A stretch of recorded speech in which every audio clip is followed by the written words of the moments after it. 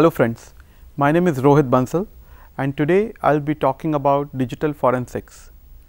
Digital forensics is the process of uncovering and interpreting electronic data. The goal of the process is to preserve any evidence in its most original form while performing a structured investigation by collecting, identifying and validating the digital information for the purpose of reconstructing past events. The context is most often for the usage of the data in a court of law, though digital forensics can be used in other instances. The evidentiary nature of digital forensic science requires rigorous standards to stand up to the cross examination in the court. As a result, there have been efforts by the organizations like the National Institute of Standards and Technology, which published the Guide to the Integrating Forensic Techniques into the Incident Responses. Despite this, there are several challenges facing digital forensic investigators.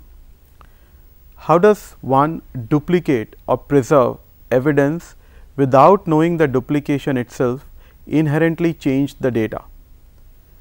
Timelines are critical for showing who did what and when, but digital timestamps are notoriously absent or can easily be spoofed in digital data. In order to be able to state conclusively that action A caused result action B, the concept of repeatability must be introduced. This is very difficult with digital forensics. Now, let us understand what is computer and cyber forensics. Computer forensics is a branch of digital forensic science pertaining to the evidence found in computers and digital storage media. The goal of the computer forensics is to examine digital media in a forensically sound manner with the aim of identifying, preserving, recovering, analyzing and presenting facts and opinions about the digital information.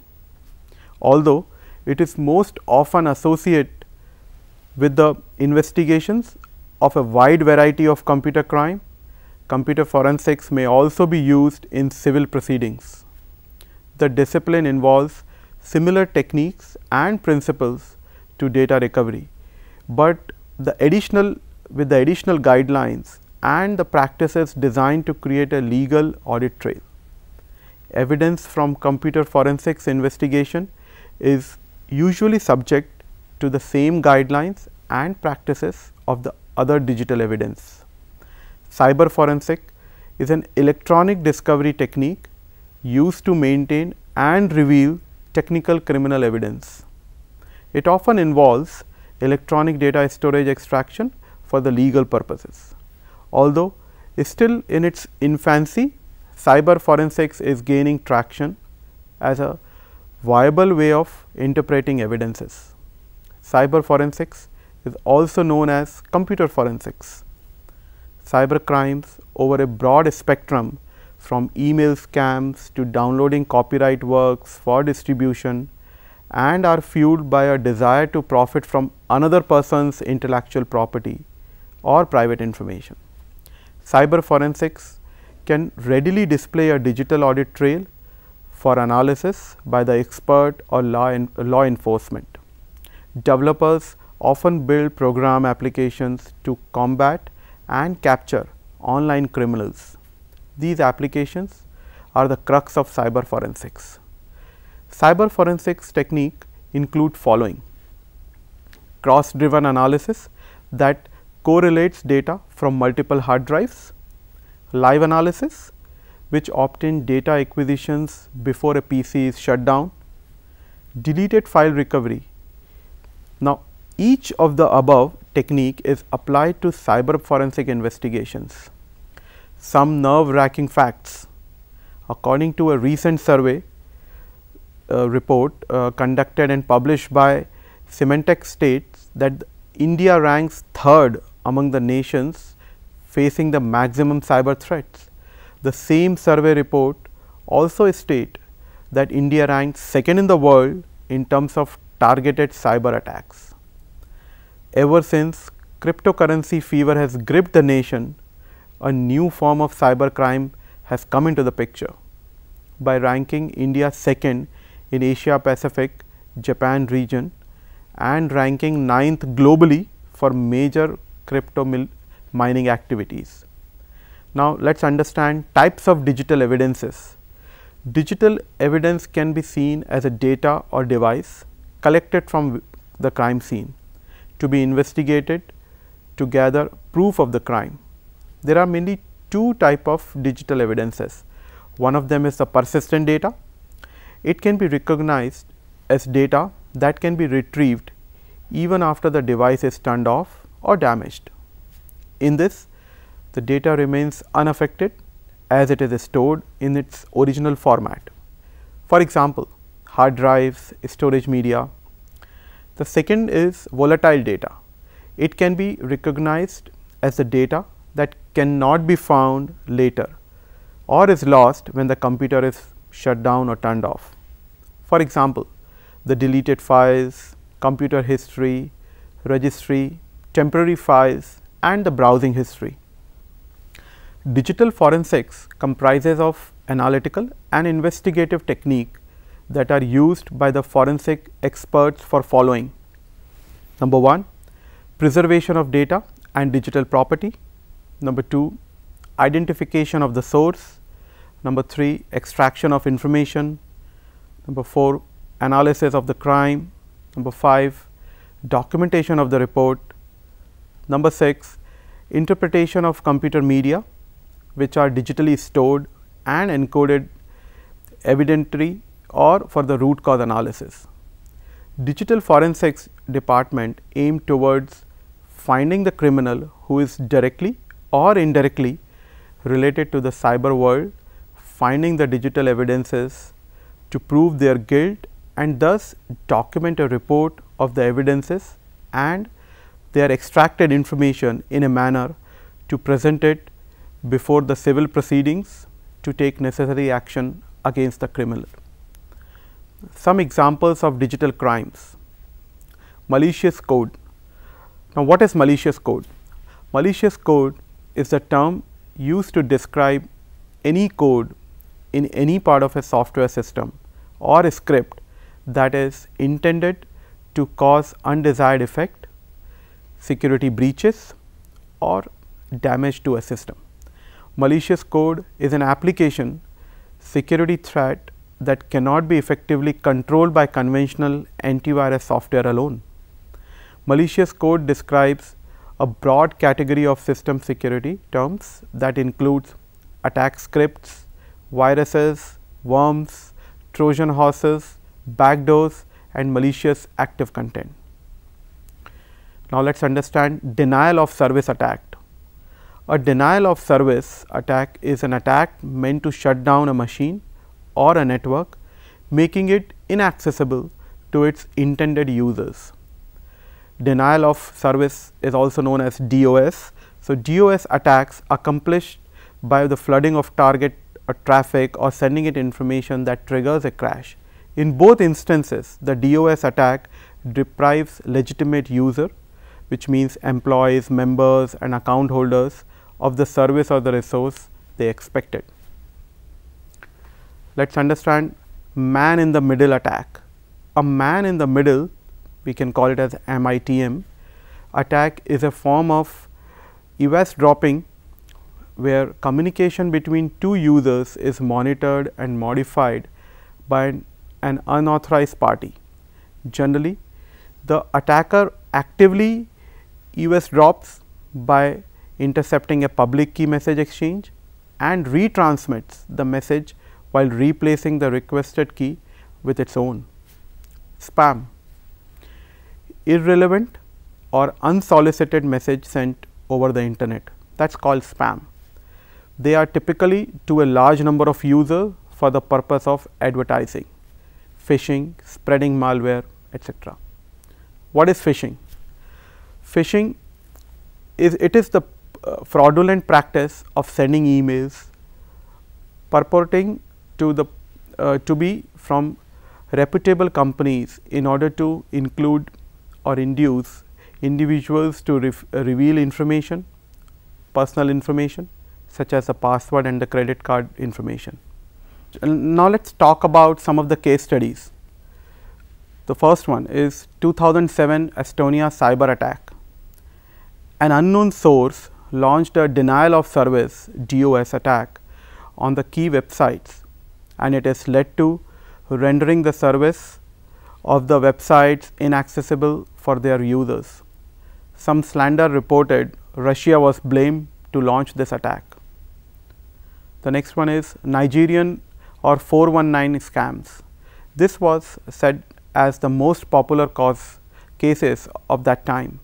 This scam involved someone from overseas offering people to share a sum of money or a payment as a token of gratitude on a condition that the person has to help them transfer the money out of their country. The number 419 refers to the section of Nigerian Criminal Code dealing with fraud and charges and the penalties of offenders. Originating in Nigeria, this scam has now spread across the globe. Let us talk about the Paytm fraud.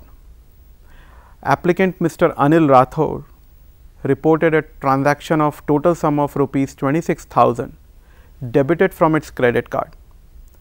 Background story started as in the year 2017, accused Mr. Bharat Kumawat, a 12th pass sales executive and resident of Ujjain, was once travelling from Manpur to Indore with Mr. Anil Rathore. His acquaintance Mr. Anil, who later became the victim of the fraud, was requested to add rupees 5,000 to Mr. Bharat's Paytm e-wallet using his credit card, and in return will provide him rupees 5,000 cash, as he has to transfer money urgently somewhere. As requested, Mr. Anil did the same, and in the meanwhile his HDFC Bank credit card details were saved. Next phase of this story began with some unknown transaction in the following year and reported the same to Cybercell. Investigation team found that a transaction of rupees 1,000 to 2,000 per day was done from Mr. Bharat's mobile number. These transactions were done in an interval of 15th of March 2018 to 5th of April 2018. Paytm offers automatic refill top-up service by refilling the e-wallet from the saved credit card details if the wallet amount is nil. The reason Mr. Anil couldn't identify the money theft was because the transaction done by Mr. Bharat was in less amount and occurred in the long time intervals.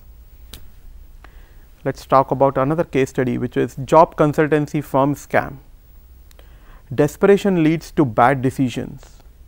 When so many youngsters are desperate for the job, they tend to become vulnerable and an easy target for job fraudsters. Accuser Mr. Vinay Singh, Mr. Kishanpal Singh, Mr. Rahul Sharma and Mr. Pankaj Negi were arrested when recognized as a member of fake job providing consultancy. They used to buy database of applicants from Shine.com, acting as a genuine consultancy, and promised innocent job seekers to be placed in India's top MNCs. In return, they have to deposit a job security fee in certain bank accounts, which will be refundable once they get placed in the company. All the accused were then arrested by the police and was presented before the law. While working over this case, police came across another relative of Mr. Kishanpal Singh, who used to provide fake driving licenses, voter ID cards and Aadhaar cards to people and charged rupees 5,000 on issuance per ID. Altogether, consisting of all such deception, this gang scammed rupees 8 lakhs till date, fooling innocent unemployed youth. Another case study we can talk about as fake Facebook account to defame. How low can a person go to defame a person they love? This is the most cliche type of crime to describe, but is happening in our society. One such case is described here. a girl created a fake Facebook account to defame her love interest, resident of Jabalpur. A lady working in a cloth retail shop for 6 years developed her love interest for shop owner. When the owner got engaged to his fiancée, she thought of a way to defame the shop owner to call off the wedding. She asked the shop owner a picture of her fiancé and transferred it to her mobile. She created a fake account of the owner, posted some pictures with misleading captions to defame the couple. She also sent these pictures and messages to the owner's fiancé, which caught the shop owner's attention, and later he reported about the incidents to the police. As the shop owner was not attentive enough on the early call, which led to this mishappening. Lack of attention and ignorance leads to big mistakes. After 6 months of complaint and detailed inquiry, the state cyber cell arrested the lady. Another one of the similar nature, fake Facebook account for revenge. This case is a typical revenge story where poor Facebook was involved. Accused Mr. Sunil Bhinde, resident of Alirajpur, and the victim knew each other for 2 years and were good college friends. Later, due to some reasons, both break off their friendship. Accused created a fake Facebook account of the girl, and her friends were being messaged from the same ID. The accused were trying to tarnish the image of the girl. When the victim came to know about her fake profile, she lodged a complaint at Women Police Cell. Later, the police lead the case, and the accused Mr. Sunil was arrested and found his SIM card and mobile phone. In the same category, we can talk about the bank fraud. Undoubtedly, you must all have heard about this case and could be your acquaintance have fallen prey to this scam. The bank fraud gang used to operate from 3 different states to confuse the police of their exact location. Accused Mr. Krishna Gopal Gupta, owner of online center and Chaos, was the prime culprit. His brother-in-law used to call from Bihar using West Bengal SIM card and convince people that he is speaking from their respective bank and needs OTP along with other account information, so the user's account does not get suspended. Unaware people provided him details of their accounts, after which they debited the money from their account and they transferred the sum to e-wallet account, which was then used by Mr. Krishna to pay utility bills or for the other needs. 2 accused are still not found and no one knows that they are still active. A good tip for this: above crime would have failed if people were more aware and would have questioned callers rather than panicking and revealing information. Please go home and spread this word to your family and other acquaintances. ATM fraud. An applicant, a resident of Bhopal, lodged a FIR for ATM theft of transaction of rupees 12,200. Police, after screening the ATM footage, asked the applicant to identify the suspect. Applicant identified the accused as Mr. Shyam Sundar Patil, resident of Bhopal. He stole the SBI ATM from the applicant and tried doing transactions. The accused have now been arrested. Another one in the list is cheap clothing scam. Mr. Vishwaroop Das, a senior technician at IIT Kharagpur, helped his daughter Palomi to open an online store named Lavender. They took order online and requested their customers to do online payment for the same. Later, they deliver poor quality material to their customers. After being contacted by customers about the poor quality of received products, they used to block their registered ID and their contact numbers.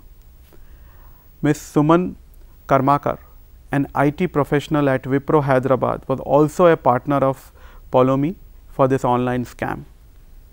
An applicant lodged complaint against the accused after he ordered a bulk products and did not receive his order even after paying 45,000 rupees for the same.